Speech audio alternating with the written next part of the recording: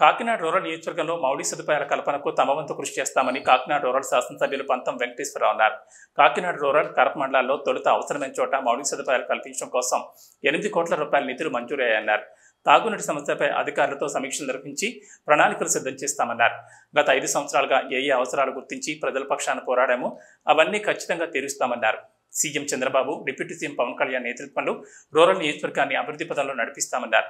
ప్రధానంగా కాకినాడ నగరానికి ఆహ్లాదకరమైన వాతావరణంలో బీచ్ను సుందరీకరణ చేయడం, ప్రభుత్వ ఆసుపత్రికి వచ్చే రోగులకు మెరుగైన వైద్య సదుపాయాలు అందేలా చర్యలు తీసుకోవడం, క్రీడల కోసం స్టేడియం అభివృద్ధి చేయడం వంటి వాటిపై దృష్టి సారించామన్నారు.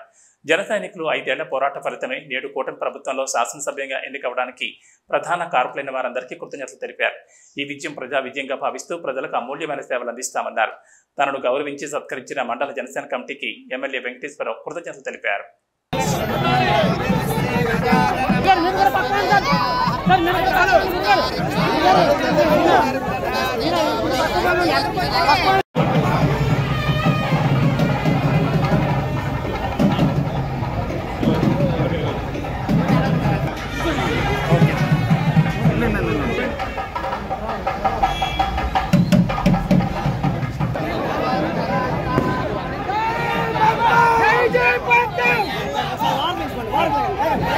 प्रजापतिश्चरति गर्भे अन्धः अजायमाना बहुधा विजारीणां मदमिच्छन्ति वेदतः यो देवे पार्श्वे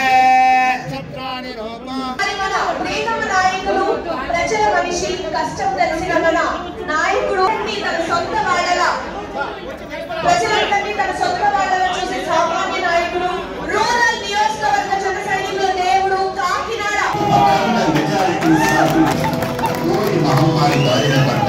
కాకినాడ రూరల్ యూనియన్ సిలిండర్ల కొరత ఉన్నప్పటికీ తన సొంత నిధులతో వారి స్నేహితుల సహకారంతో సిలిండర్లను కాకినాడ రూరల్ యూనియన్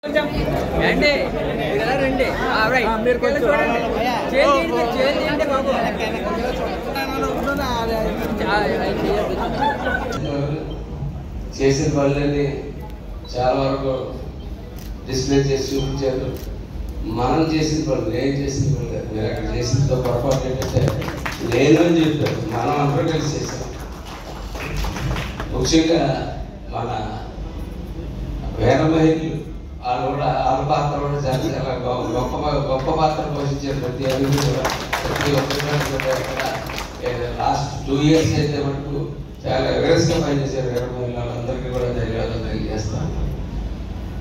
అట్లాగే ఈ సన్మానం స్టార్ట్ అయిన 10 నిమిషాలు నాకు ఒకటి అనిపించింది, నా బాధ్యత నాకు గుర్తు చేస్తున్నారేమో అని అనిపించింది. ఖచ్చితంగా నా బాధ్యత నేను మర్చిపోలేదు, కానీ ఇది మరింత నా మీద ఒత్తిడి, మరింత నాకు నా బాధ్యత. ప్రతి ఒక్కరిని ఎలా చూసుకోవాలో ఏంటో నాకు బాగా తెలుసు.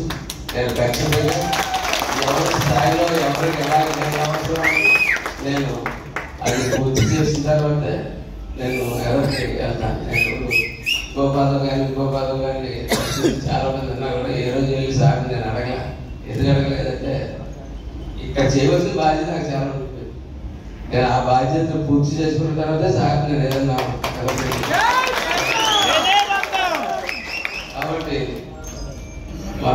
మండల టీంకి మరొకసారి నేను ధన్యవాదాలు తెలియజేస్తూ, మన ప్రయాణం ముందు చాలా పెద్ద ప్రయాణం ఉంది.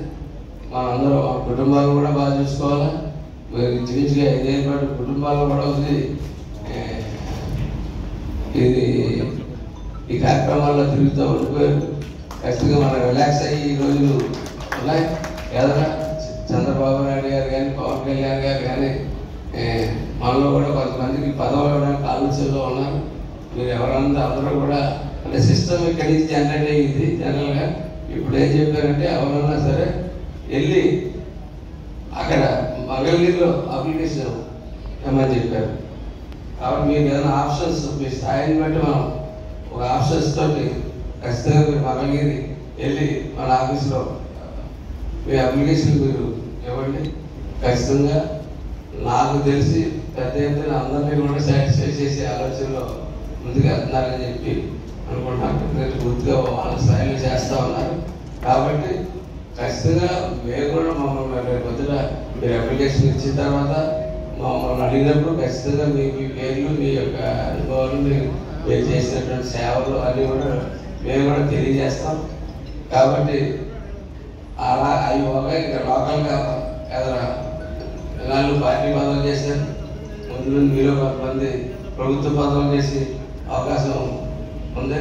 ఖచ్చితంగా అవి కూడా మీరు చేపట్టిపోతా ఉన్నాం. కొంతమంది